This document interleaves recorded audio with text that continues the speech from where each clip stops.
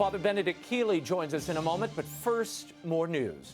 A Chaldean archbishop this week is warning that the remnant Christian community in Iraq is still in harm's way and in danger of extinction.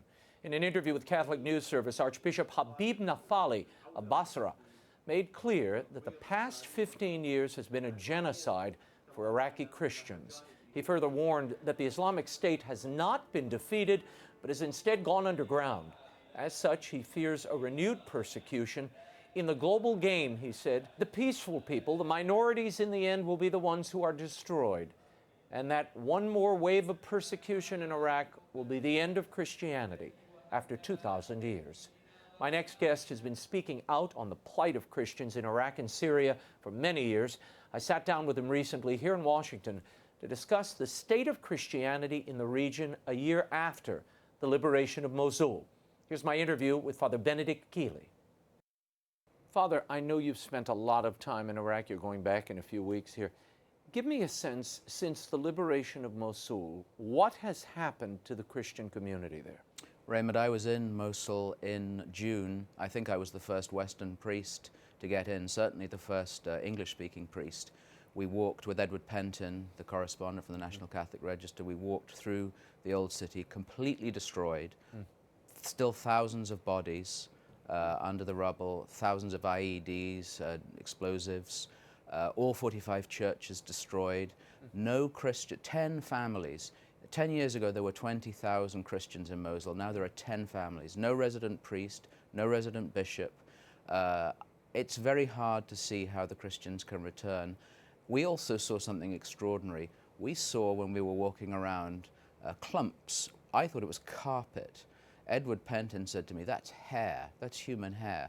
And it was human hair. The jihadis, the ISIS, shaved their beards off to avoid capture, but then most of them were executed actually in the churches. We saw some pretty repulsive sights. So it's a very, very depressing scene.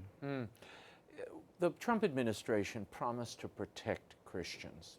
The president came in on that platform. He announced it. They did some backtracking later due to State Department regulations, etc. They have since restricted the number of refugees the United States will accept. The astounding thing to me is, though large numbers of Muslims continue to come into the United States, this Christian population, the number of Christian refugees has dropped 40% in the last year. To what do you attribute? Well, I'm loath to criticize the administration, because there's certainly a change of emphasis from the last administration. Good words, but yes, unfortunately, the facts speak very loudly. Less Christians have come in the last year than under Obama, which is just extraordinary. We must prioritize immigration for victims of genocide. A senior figure who has now left the administration, a very senior figure, told me that they made a mistake initially by specifically naming Christians, because then the courts threw it down. But it should be victims of genocide. Who would not give priority to victims of genocide? I mean, anyone can see that's But I mean, they've only accepted 23 Iranian and Iraqi refugees to America this year.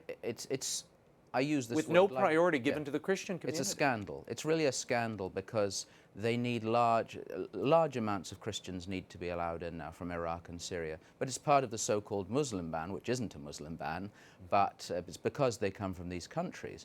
But I think the administration, again, needs its feet held to the fire. Promises must be kept. Otherwise, they're worthless. Have you all spoken with, I know, Mike Pompeo, the Secretary of State, as well as Sam Brownback, who sat in the chair where you are. They've expressed concern about this. Are they doing anything? Not so far. Not so far. I spoke with our good friend Nina Shea, who's been on this show many times, a great champion for the persecuted like yourself. And she said to me, visas need to start being produced for Middle Eastern Christians. It's as simple as that. The talk is great, but the action is minimal. And we must hold their feet to the fire. Aid to the Church in Need had a rather stark report not long ago saying that Iraq is really at ground zero for the elimination of Christians in the region. Do you see that?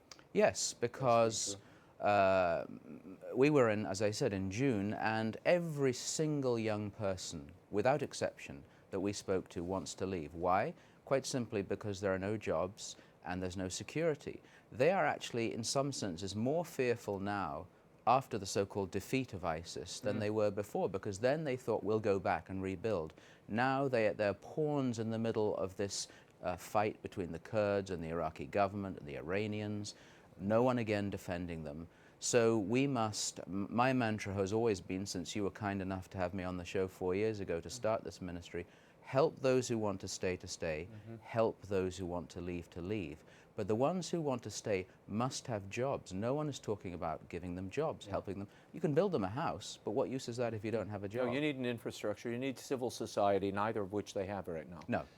Tell me what's happening in the UK. You are now in London. They have been denying passports, visas to nuns, bishops from the region, Iraq, Iran. They've had Syria. Bishops.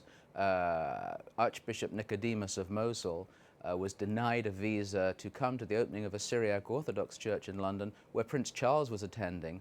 When I saw Archbishop Nicodemus in Mosul later, I said to him, Your Excellency, why were you denied a visa to come to England? He said, because I'm not ISIS. I mean, he was joking, but there's a very good nun I know was denied twice. Thanks be to God, we created enough publicity for the Home Office to.